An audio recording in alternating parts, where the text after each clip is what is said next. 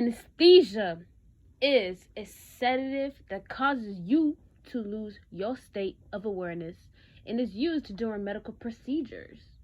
Before anesthesia, alcohol, herbs, narcotics, and opium were sometimes used for pain by doctors.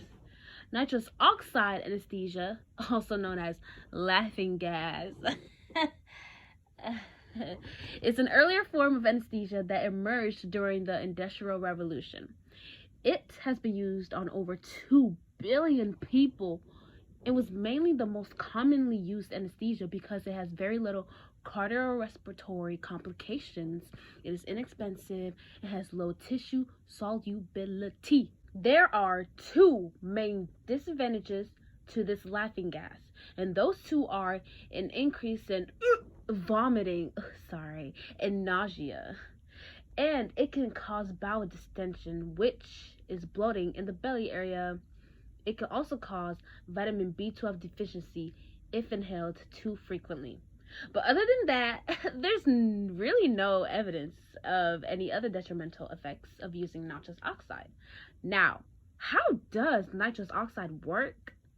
When inhaled, it travels to the lungs and brain where it enters the bloodstream and triggers the body's innate opioids from the brain. Nitrous oxide was first synthesized and created by Joseph Priestley and originally called nitrous air in 1772. Although it was created by Priestley, Humphrey Davy was the one to recognize its possible medical abilities in numbing pain. It was in 1798 that Davy was named as the superintendent of the Pneumatic Institute in Bristol, UK. It was there that he worked on his commemorative texts about chemistry, the recreational uses of nitrous oxide, and more. Horace Wells was the first to apply nitrous oxide during teeth extractions for pain. He demonstrated it on October 16, 1846 at the Massachusetts General Hospital. His demonstration failed, which caused the abandonment of the use of the drug.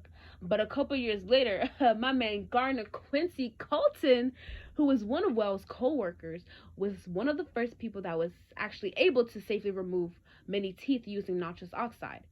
In New York, Quincy Colton, who didn't even have a medical license at the time, found that inhaling nitrous oxide caused elation. After this, he demonstrated its effects in New York, and with it being successful, he started lecturing about it in other cities. Stanislav Klikovich was the one to discover that nitrogen oxide was safe to be used with at least 30% oxygen in order to avoid hypoxemia, which is an unusually low concentration of oxygen in the blood. He did experiments on animals and patients with cardiovascular or respiratory disorders. In one of his experiments, he gave nitrogen oxide that was 30% oxygen to a man who was having a serious angina attack. Angina is basically a pain in the chest caused by inadequate blood supply to the heart. The patient's left hand fingertips were blue, and his hand seemed to almost want to tear a hole where his heart was through his shirt because of the pain. He had beads of sweat on his head, and for 2 minutes appeared to be in a state that was prior to death. When given the nitrous mixture, in less than a minute, the patient was improving and started to smile, saying, "That's better." Klikovich was also the first to use the nitrous oxide and oxygen mixture for labor pain. The mixture gave analgesia during labor. Analgesia, meaning the inability to feel pain, made it more comfortable to give birth. With all of these experiments, research, and development, nitrous oxide has led to many changes. Nitrous oxide has affected us in different ways.